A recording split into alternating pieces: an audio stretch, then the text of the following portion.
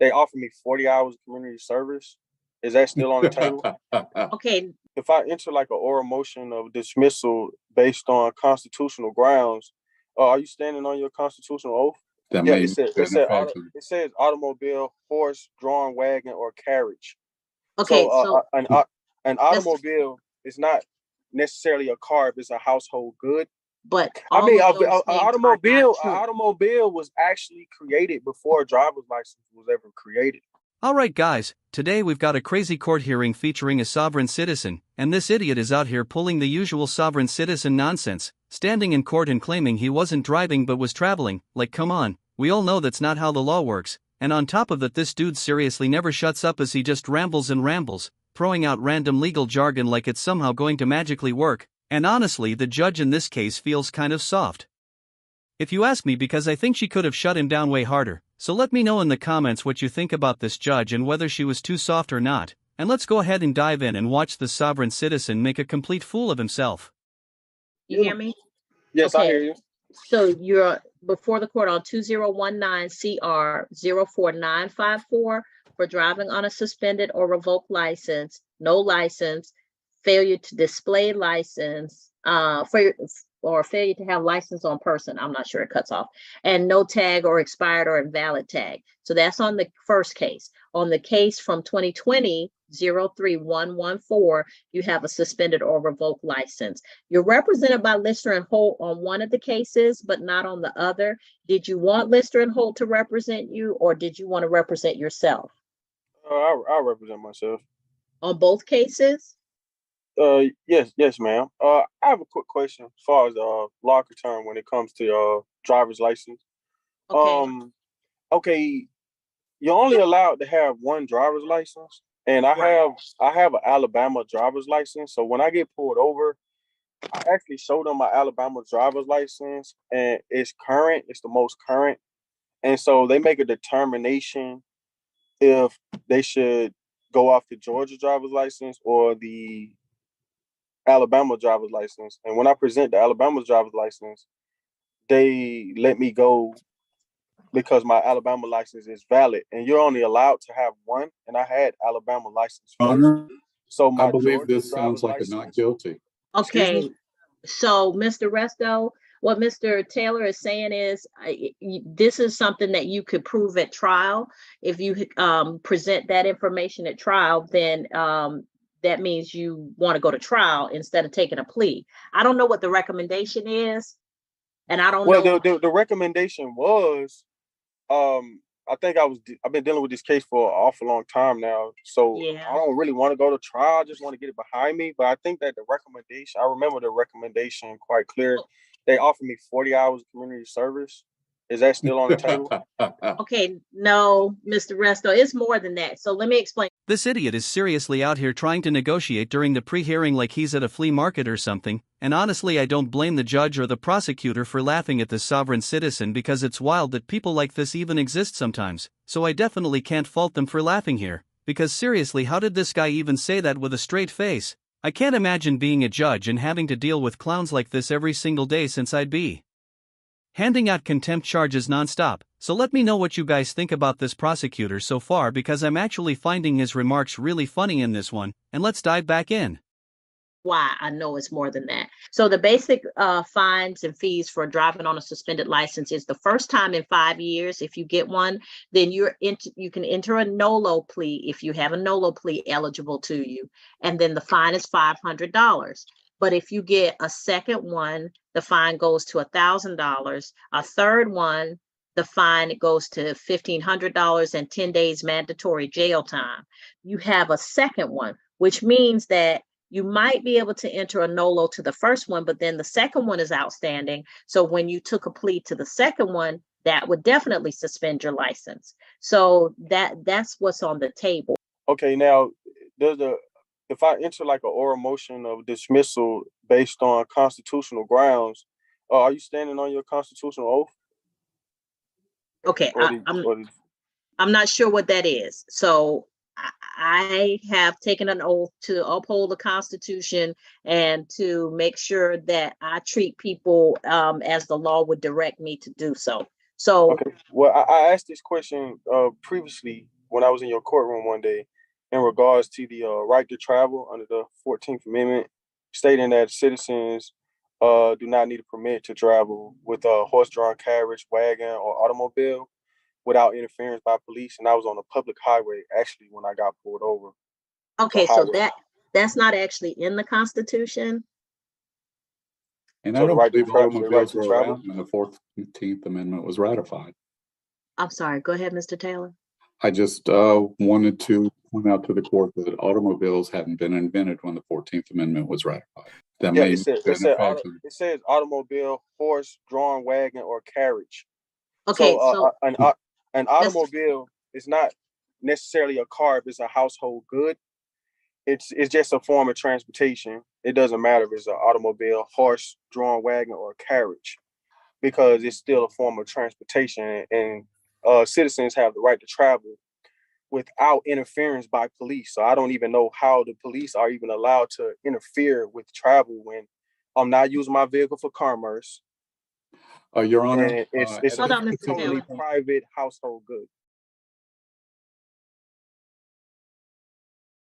Why isn't the judge shutting this sovereign citizen up already? Because I seriously don't get it. Judges have every right to be far more firm in their courtroom since it's literally their job to keep things moving and not allow people to waste time with nonsense like this, and situations like this are such a massive waste of time that you can even see the prosecutor basically begging the judge to wrap it up, yet the judge here has all the control in the world and still refuses to use it against this idiot, and I honestly don't understand why, because people like this sovereign citizen should get a 30-second hearing at most, but instead they drag it out for over 20 minutes, and that's exactly why the court system is so backed up. So is this a hot take or something? Because I really don't see many people talking about it, and I'm honestly torn on whether this judge should be more firm or if she's doing just fine. But let's dive back in and see how the rest of this plays out. Okay, so Mr. Resto, if somebody drove 100 miles an hour into the back of your vehicle and killed your a family member, would you want the police to interfere?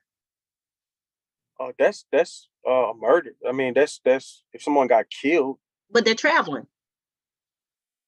You can't interfere with somebody traveling. No, I mean you can't. It's stating that a police just can't interfere with your traveling, like pulling you over for a traffic violation or a tag. But you You're want them not. to You can't. interfere if Now, somebody. if you murder somebody because of Well, it's okay. sovereign. Say you don't murder them. Say you just hurt them. Say you just damaged the vehicle. You don't want the police to interfere. No, that because that's when it almost becomes like an accident or a crime or whatnot. So the police can. That's not really an interference. An interference with your traveling, not an interference when two citizens engage in an accident. It's interfering with you just traveling. Now, police officers, as far as public servants, they have a duty to serve to the people. So if a car accident occurs, then of course public servants, as far as ambulance, as far as firemen, they will come to the scene just as a service. But for you to just interfere in my traveling is actually a violation of the Constitution. Well, sir, the Constitution and the cases that have come out of the constitutional jurisprudence allow cities and states and municipal organizations to regulate travel for the benefit of the citizens. So they can put reasonable regulations on travel, meaning you can have a license. They can grant you the privilege of having a license to drive. They can regulate how your license is seen. If you don't have a license or if your license is suspended, they can intervene to take your license away or your privilege to drive away. It is a crime. You can be convicted of not driving under a proper license. So the government is allowed to intervene in a lot of ways with people traveling. So I'm not sure where this information comes from, but there's a lot of stuff on the internet about traveling and the 14th Amendment and horse and buggies and even maritime law. But I mean, all of those an things are not true. automobile was actually created before a driver's license was ever created. This sovereign citizen seriously just claimed that automobiles were invented before driver's licenses, so that somehow means driver's licenses aren't constitutional, which is absolutely ridiculous, because first of all, just because something was invented before a law existed doesn't mean that law doesn't apply. That's literally like saying you don't have to pay taxes because the IRS didn't exist when the first person ever made money, and the reality is that driver's licenses are completely constitutional and are required to make sure people understand the rules of the road and can safely operate a vehicle, which really isn't that hard to grasp and isn't even expensive to obtain, since it's all about public safety and order, and the idea that you can simply ignore a law because it didn't exist at the time something was invented is pure nonsense. So at this point I honestly can't even tell what's going on with this guy. So people Okay. was actually their case pamphlets where people was actually operating vehicles before a driver's license ever became. That's actually, you guys are actually a conflict of interest, actually, as far as you being in cahoots with the DMV. That's a totally separate entity. Okay, And for so some reason, Mr. Resto, do you want to resolve the case because it's I not going to want to be resolve the 40 case, but hours I, of I disagree with the fine amount because it changed. I would it, pay I would make an offer like I can do $1,000, maybe 12-month probation, but Mr. Resto. $2,000 that's excessive. Mr. Resto, we're not negotiating. Those are statutory fines, meaning they're written into the law. I can't even change them. Can I make a counter offer to the state and say it's $1,000? That can I be? No, Because I did do sir. time in jail. If the state would see that Well, and count, that's why I'm saying that you may want to speak with an attorney because certain things that they can negotiate, I can't change the statute. I can't change what's written in it, but they can negotiate. And if the solicitor wants to give you credit for time in jail in lieu of the fine, those are things that they can do that I can't do. yeah. So I would ask to the district attorney, knowing that I did serve some days in jail, can you guys Okay. lower the fine and I just go ahead and end this So, case right now? I can do 1,000. I got $1,000 right now. Mr. And Mr. Resto, so that's a conversation that you need to have with them directly without me being present, number one. Number two, the reason I keep saying you might want to go through your attorney is because they can explain to you what is already on the table and how that may or may not change, okay? what's on the table now? I don't know. That's what I'm saying. I would rather you have that conversation in a breakout room with the attorney who's assigned to your case and with the state as opposed to here in the main room. One, because I have other cases that need to be addressed, and two, because that's not information I need to hear. Okay, is it anything I can do to get this case resolved now? Because it's been lingering on. I'm telling you what to do, but years. you're not listening, Mr. Reston. Mr. Resto, I mean, today, like I want to resolve this today. I get that you want to resolve it today, and I'm telling you what to do, but you're not listening to me.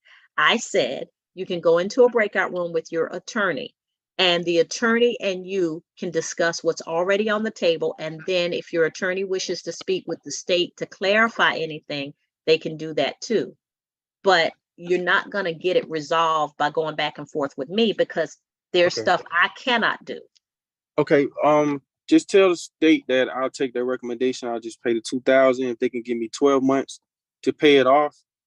And if I pay it off early, if my probation would be terminated, that would be great. And that's the last we heard from that guy for the day, because this sovereign citizen literally just got up and left the hearing after that, and I'm pretty sure the judge issued this idiot a bench warrant for just walking out like that. But don't worry guys, because I've got his second appearance coming tomorrow, so stay tuned for that. And let's be real here. This was a textbook case of a sovereign citizen trying to weasel his way out of paying a relatively small $2,000 fine. Like, dude, the court isn't just going to forget about the fine because you claim you're traveling and not driving. Honestly, I don't even feel like ranting anymore because this guy completely drained my brain and cells. So let me know in the comments what you thought about this court hearing. And the main question I'm genuinely curious about is whether you think the judge was too soft, because I honestly think she was, and I want to know if that's a hot take or not.